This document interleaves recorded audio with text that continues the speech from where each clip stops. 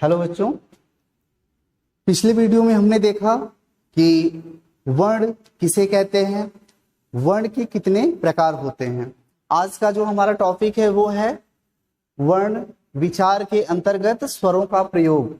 तो आज हम देखेंगे स्वरों का प्रयोग हम किस प्रकार से करते हैं। तो स्वरों का प्रयोग प्रायः दो रूपों में किया जाता है और वो हमारे हैं मूल रूप में और मात्रा के रूप में। तो मूल रूप में हम स्वरों का प्रयोग कैसे करते हैं, तो जब कोई स्वर अपने मूल रूप में लिखा जाता है तब उसमें किसी अन्य स्वर का प्रयोग संयोग नहीं होता। जैसे आओ, आइए, ऊन, ओखली इत्यादि इस प्रकार के वर्ण होते हैं। दूसरा जो हमारा होता है मात्रा के रूप में, जब किसी स्वर का प्रयोग व्यंजन के साथ किया जाता है तो उसका रूप बदल जाता है। तो यहाँ पर हमने देखा कि हम स्वरों का प्रयोग दो प्रारूपों में कर रहे हैं। पहला नंबर 1 जो था हमारा मूल रूप में और नंबर 2 जो हमारा है वह है मात्रा के रूप में। तो यहाँ पर स्वर के दो प्रयोग हो गए। अब हम आगे आते हैं तो देखेंगे इसमें कि अयोगवाह। अच्छा, आप जानते हैं कि स्वरों के कुछ सिंबल्स होते हैं, वो कौन कौन से होते हैं, जितने स्वर हैं उनके सिंबल्स हैं और हम ऐसा समझते हैं कि वह आप जानते होंगे। जैसे हमें आ की मात्रा का प्रयोग करना है तो हम किस प्रकार से करेंगे, और हम जैसे यहाँ पर ई की मात्रा का प्रयोग करते हैं, बड़ी ई की मात्रा का प्रयोग करते हैं, छोटा ऊ, इस प्रकार से हम स्वरों के सिंबल का प्रयोग करते हैं। अब हम यहाँ पर अगला जो हमारा इसमें टॉपिक है वह अयोगवाह है और अयोगवाह में हम देखेंगे कि वे वर्ण जो न क्या हो स्वर हो और ना ही व्यंजन, वे वर्ण जो न स्वर हो न व्यंजन हो उन्हें हम अयोगवाह कहते हैं। और देखेंगे कि हिंदी भाषा में मुख्य रूप से 3 अयोगवाह हैं। पहले नंबर पर जो है आपका हम देखते हैं कि वह है अनुनासिक। अनुनासिक। नंबर 2 अनुस्वार। नंबर 3 विसर्ग। नंबर 3 विसर्ग है। अब अनुनासिक जैसे सबसे पहले तो हम इसके सिंबल को समझेंगे कि अनुनासिक कहते किसे हैं। जैसे हमने लिखा अंग, ठीक है, तो इसमें ये जो चंद्र बिंदु है यह अनुनासिक का सिंबल है। इसके बाद जो हमारा है हमने एक वर्ण को लिखा और हमने ये डॉट लगा दिया, इसका मतलब ये आपका क्या हो गया, यह अनुस्वार हो गया। विसर्ग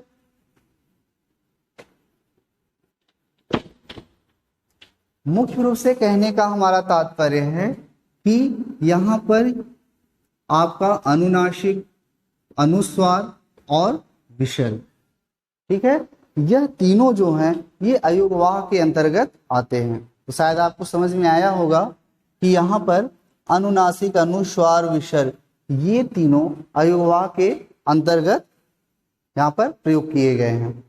ये स्वर का प्रयोग हमने देखा, हमने यहाँ पर स्वरों का प्रयोग देखा। अब अगला हमारा जो टॉपिक बन रहा है वो है व्यंजन।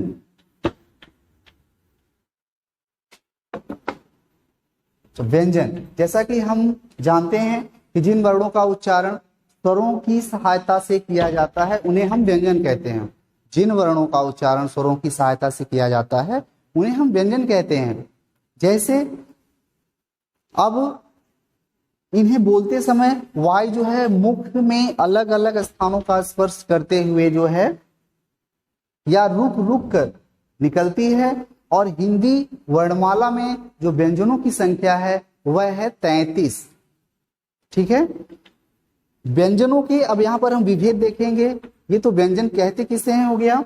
अब हम व्यंजन के कितने प्रकार होंगे, प्रकार के बारे में देखते हैं, या यूं कहें कि मुख्य रूप से व्यंजनों के जो भेद हैं तीन प्रकार से है। पहले नंबर पर आपका उच्चारण के आधार पर होता है, नंबर एक उच्चारण के आधार पर, नंबर दो श्वास की मात्रा के आधार पर, नंबर दो श्वास की मात्रा के आधार पर, और नंबर तीन जो आपका है वह नाद के आधार पर। हम नंबर एक उच्चारण के आधार पर समझ सकते हैं। जैसे उच्चारण के आधार पर हम देखेंगे तो उच्चारण के आधार पर, उच्चारण के आधार पर, उच्चारण के आधार पर यह तीन भागों में विभक्त हो जाते हैं। पहले नंबर पर जो है आपका स्पर्श व्यंजन, स्पर्श व्यंजन। नंबर दो जो है आपका, नंबर दो ये है अंतःस्थ व्यंजन। नंबर दो जो आपका है हस्त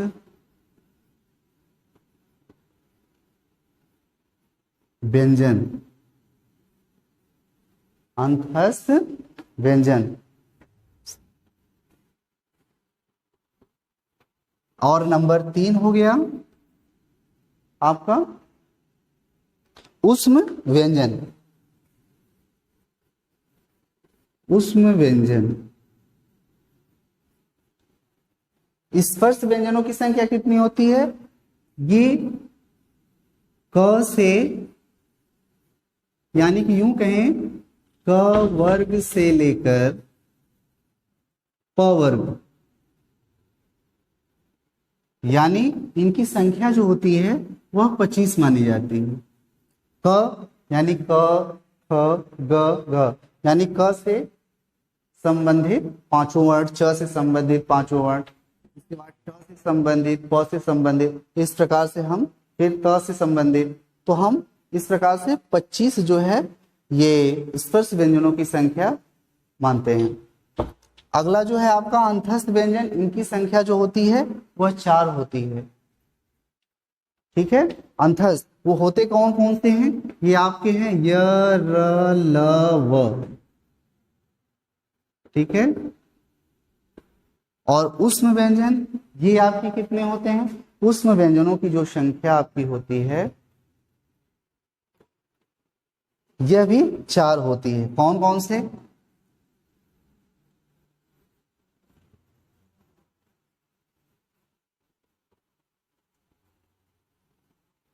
तो यहां पर हम देख रहे हैं कि उच्चारण के आधार पर व्यंजन 3 प्रकार से विभाजित हो गए हैं। स्पर्श व्यंजन, अंतःस्थ व्यंजन, ऊष्म व्यंजन।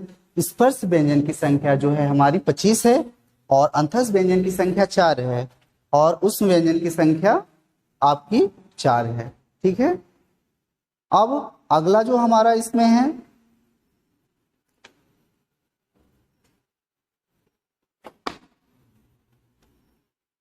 श्वास की, दूसरे नंबर पर श्वास की मात्रा के आधार पर, श्वास की मात्रा के आधार पर,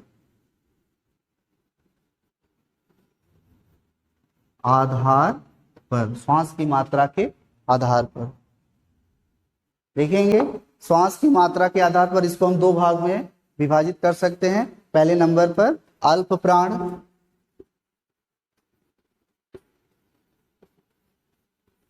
और नंबर 2 महाप्राण। ठीक है, अल्प प्राण और महाप्राण। आप जानते हैं कि जिन व्यंजनों का उच्चारण करते समय, जिन व्यंजनों का उच्चारण करते समय मुख से बहुत कम वायु निकलती है उसे हम अल्प प्राण कहते हैं। ठीक है, जैसे क, ग इत्यादि प्रकार के वर्ण। वहीं पर हम महाप्राण की जब चर्चा करते हैं तो महाप्राण के अंतर्गत मुख से उच्चारण करते समय बहुत ही अधिक मात्रा में जो है वायु बाहर की तरफ निकलती है, तो उसे हम महाप्राण व्यंजन कहते हैं। ठीक है, जैसे ख, श, इस प्रकार से इत्यादि वर्णों को हम ले सकते हैं। तो आपने यहां पर देखा कि हमने उच्चारण के आधार पर व्यंजनों को जो है समझा। अब जो हमारा अगला टॉपिक है वो है नाद। अगला जो हमारा टॉपिक है वो है नाद। नाद के आधार पर, अच्छा नाद क्या होता है? नाद के आधार पर भी व्यंजनों को हम दो भाग में विभाजित कर सकते हैं, जैसे अघोष व्यंजन, सघोष व्यंजन। ठीक है, अघोष व्यंजन जिन व्यंजनों का उच्चारण करते समय स्वतंत्र तंत्रियों में कंपन नहीं होता, ठीक है, उन्हें अघोष व्यंजन कहते हैं। जैसे ये क हुआ, ख हुआ, आपका च हुआ, छ हुआ, ट हुआ। ठीक है, इस प्रकार के जो वर्ण हैं यह अघोष व्यंजन के अंतर्गत आते हैं। और नंबर 2 पर आपका सघोष व्यंजन, जिन व्यंजनों का उच्चारण करते समय स्वतंत्र तंत्रियों में कंपन होता है उन्हें हम सघोष व्यंजन कहते हैं। जैसे आपका अंग, इसके बाद आपका य, ड़, इस प्रकार के जो वर्ण हैं यह सघोष व्यंजन के अंतर्गत आते हैं। तो हमने अभी यहाँ पर देखा कि नाद के आधार पर जो व्यंजनों की संख्या होती है वह यहाँ पर दो भागों में विभाजित हो जाती है, अघोष व्यंजन और सघोष व्यंजन। ठीक है, तो आज उम्मीद है कि आपको ये टॉपिक समझ में आया होगा। फिर मिलते हैं अगले वीडियो में। धन्यवाद। अभी स्टार्ट ना करिएगा।